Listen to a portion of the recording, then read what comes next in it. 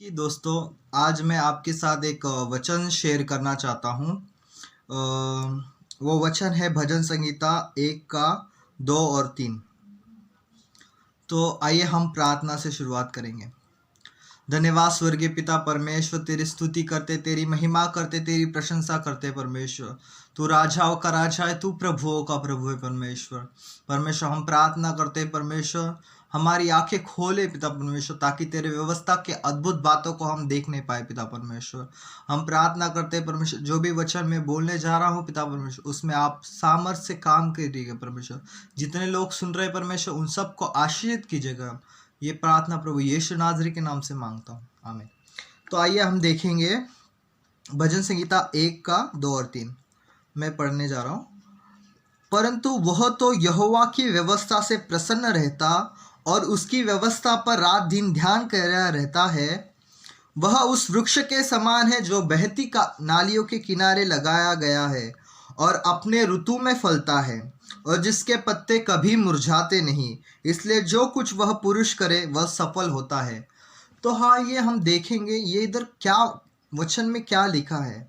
वचन में यह लिखा है, परंतु वह तो यहोवा की व्यवस्था से प्रसन्न रहता। मतलब हम जब परमेश्वर की वचनों में से सुनते हैं तो हमको प्रसन्न होना है। परमेश्वर ने हमें परमेश्वर का बहुमूल्य वचन बाइबल दिया है। इसमें जीवन का वचन है। अगर हम उसको मनन करें, अपने जीवन में लाए, तो परमेश्वर हमें उसमें आशीषित करेगा। इधर लिखा है, उसकी व्यवस्था पर रात दिन ध्यान दिए रहता है। मतलब इसी वचन में हमें दिन रात मनन करते हुए उसमें ध्यान देना है। आइए हम एक यहोशू का 1 का 8 पढ़ेंगे। उसमें लिखा है, व्यवस्था की यह पुस्तक तेरे चित्त से कभी न उतरने पाए।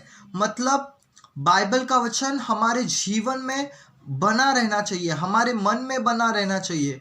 इससे बाहर हमें कुछ सोचना ही नहीं है, केवल परमेश्वर के वचन के बारे में हमें सोचना है। इसी में दिन रात ध्यान दिए रहना, इसी में मतलब इसी वचन में, परमेश्वर के वचन में दिन रात ध्यान दिए रहना है। इसलिए जो कुछ उसमें लिखा है उसके अनुसार करने की तू चौकसी करे, क्योंकि ऐसा ही करने से तेरे सब काम सफल होंगे और तू प्रभावशाली होगा। मतलब जब हम ये वचन को मनन करते, ये वचन को हम अपने अंदर लेते हैं और उसके अनुसार करते हैं, तो ऐसा करने से तेरे सब काम सफल होंगे। बाइबल लेता है, ऐसा करने से तेरे सब काम सफल होंगे और तू प्रभावशाली होगा। तो ये इस वचन और इस वचन का एक लिंक है कि अगर हम जब परमेश्वर के वचन में बने रहते हैं, परमेश्वर के वचन को दिन रात मनन करते हैं, तो परमेश्वर का वचन हमें सक्सेसफुल बनाता है। एक अच्छा पद पे परमेश्वर का वचन हमें लेके जाता है। आज हम देखते हैं हमारे जीवन में बहुत सारा प्रॉब्लम होगा, आर्थिक प्रॉब्लम होगा, शारीरिक प्रॉब्लम होगा, मानसिक प्रॉब्लम होगा, लेकिन जब हम यीशु के परमेश्वर के वचन को हम जब मनन करेंगे तो वो सारे प्रॉब्लम्स का हल परमेश्वर निकालेगा। इसलिए जब हम परमेश्वर के वचन को मनन करते हैं तो यूं ही ऐसे ही नहीं करना है, उसको प्रार्थना पूर्वक अगर हम परमेश्वर के वचन को मनन करते हैं और हमारे जीवन में लागू करते हैं, हम वचन के अनुसार चलते हैं, तो परमेश्वर हमें सचमुच की आशीष देगा। भजन संहिता 1 का 3 वचन यह लिखा है, वह उस वृक्ष के समान है जो बहती नालियों के किनारे लगाया गया है और अपने ऋतु में फलता है और जिसके पत्ते कभी मुरझाते नहीं। इसलिए जो कुछ वह पुरुष करे वह सफल होता है। मतलब हम दिन रात इस परमेश्वर के वचन को मनन करना है। और इस बाइबल के वचन में यह लिखा है कि एक वो धर्मी पुरुष कौन होगा, एक वृक्ष के समान होगा।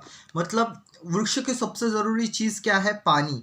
वह ऐसा वृक्ष के समान होगा जो बहती नालियों के किनारे लगाया गया है, वो अपने ऋतु में फलता है। हम सही समय में हम परमेश्वर हमें सही समय में फलवंत ज़रूर करेगा। हम उसमें बने रहे, उस पर विश्वास में थामे रहे, तो परमेश्वर हमें सही समय पर ज़रूर फलवंत बनाएगा। और जिसके पत्ते कभी मुरझाते नहीं। पत्तों को एक प्रकार के शारीरिक शारीरिक चंगाई के बारे में बताया है ये। तो हम शरीर से चंगे हो जाएंगे, क्योंकि बाइबल का वचन लिखा है कि मेरे कोड़े खाने से, यीशु मसीह के कोड़े खाने से हम चंगे हो गए हैं।